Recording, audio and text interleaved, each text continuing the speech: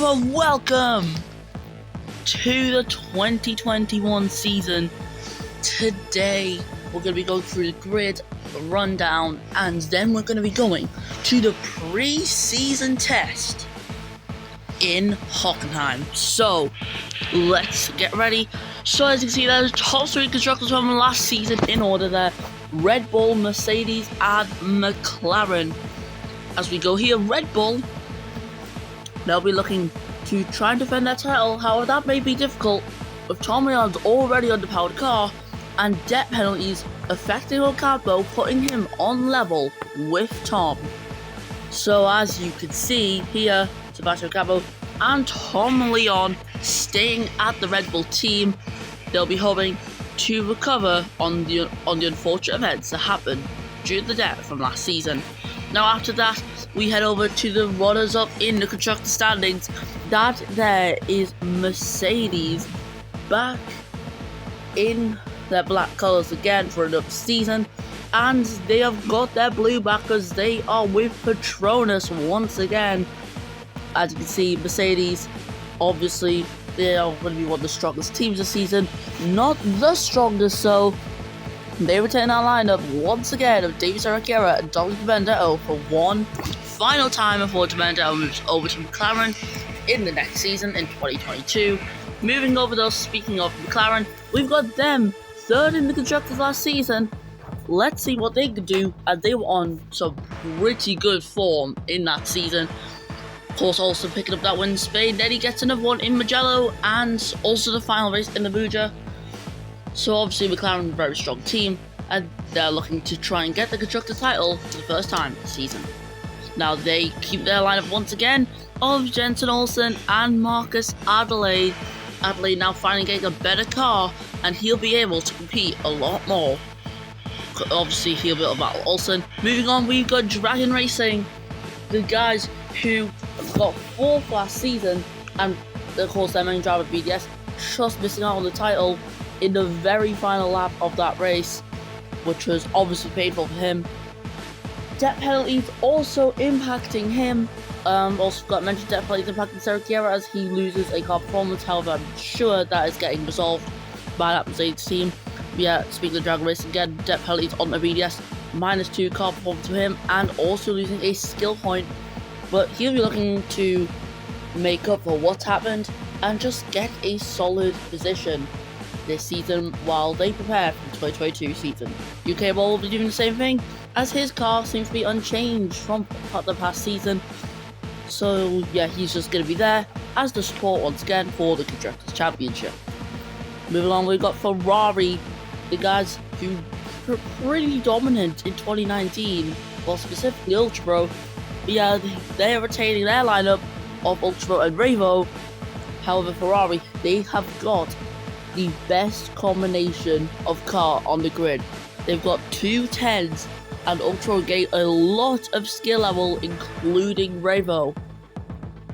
So obviously this does mean for the Ferrari outfit that they are going to be one of the strongest teams in the season, possibly looking to be the Constructor Champions. And there you go, there's the lineup there, just for confirmation, Ultra and Revo. Moving on to the 6th place finishers of Williams. Eduardo completely carrying that team. Boxar sacrificing his car completely for Eduardo. He's done it again this season, because Eduardo now has one of the best cars on the grid, while Boxar has the worst car on the grid. And yeah, as just mentioned there, Boxar and Eduardo staying at that team. Obviously, as you can see, no changes in their driver lineup. Most of the grid staying the same from last season. Not many transfers, but there were some. Moving though to Haas, 7th in the constructors last season, and they have got a transfer. Out goes Zygmunt, in comes the rookie of Ahmed Silla, who will be looking to get strong results this season. However, his car is worse than Castro's, who's staying here for another season. Haas are really close to a good race-winning car. However, they just need a little bit more money, and once they've got that money, they can start fighting for race wins. Not the championship, but just for race wins, which would be huge for that team anyways. So they'll be looking to improve on 7th position, possibly try and get 6th. However, engine changes across the grid is going to make it difficult for the American outfit to do well in the season. Now Renault taking on a brand new look here, ditching the yellow and black, moving to the blue and black, which this livery is the old 2017 Formula E Renault livery, also being applied to a Formula 1 car. It's a nice livery in my opinion, and hopefully this fresh look is going to be good for them, considering that they ditched their engines entirely and they are moving over to the Ferrari engine, giving them 2 additional car performance. This is good for the drivers. Lamfog, obviously leader of the team, is going to have a 9 out of 10 car in the season, which is absolutely fantastic for Renault. He has now got a brand new teammate as out goes Crumpley, and in comes Vinayak, who takes his place in the team. That is another rookie on the grid. We've got 2 of them so far. And Renault, they're just going to be looking to improve, because I bet they can get a top 5 constructor this season. All they need is just that little push. Moving on to AlphaTauri, who now got a brand new livery. Of course, they've flipped around the white and the greyish colour. So now grey is like the more dominant colour. However, they've also added red into half that AlphaTauri logo on the engine cover, because they have got a partnership with Rocket, who have left Williams and have moved to the AlphaTauri team. They keep their lineup though of Vustio and Taco Van Horn into the season.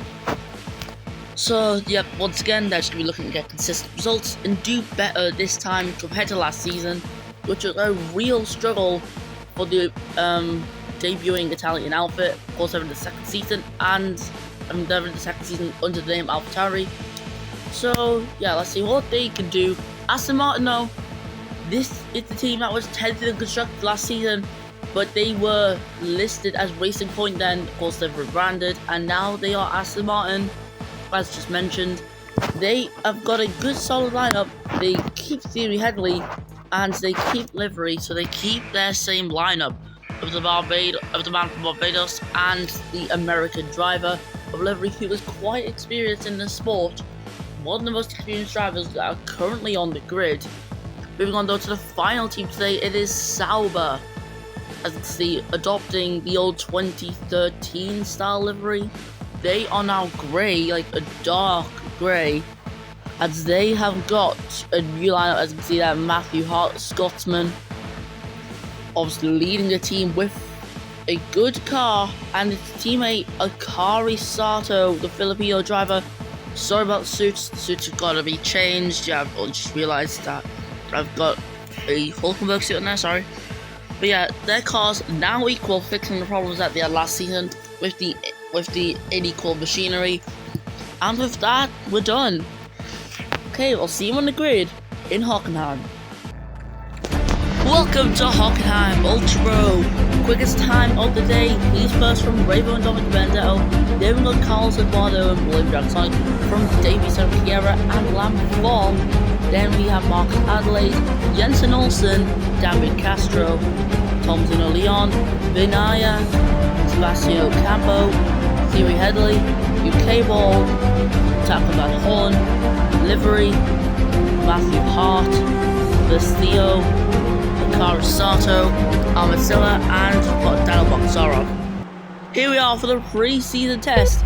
Here in Germany, we have 5 red lights to start the test.